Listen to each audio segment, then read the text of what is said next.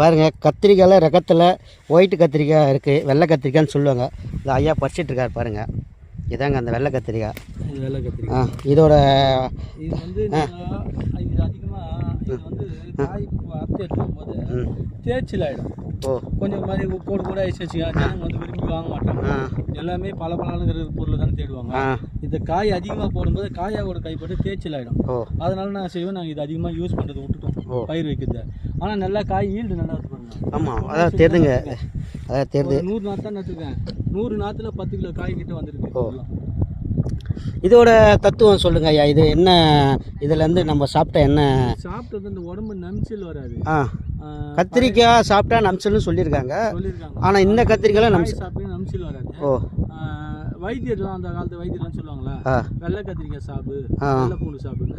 அது அந்த வெள்ளை பூண்டு யூக்கில் இந்த வெள்ளை கத்திரிக்காய் நம்மலாம் வந்து நிறைய மறந்து விவசாயத்தில் மறந்து நிறைய காய்கறிகள் இது.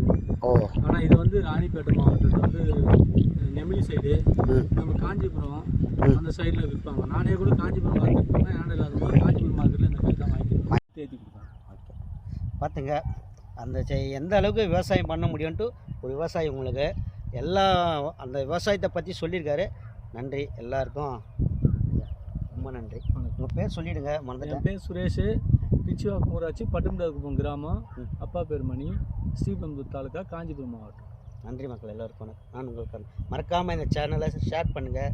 எல்லா விவசாயிகளுக்கும் மனமார்ந்த நன்றி.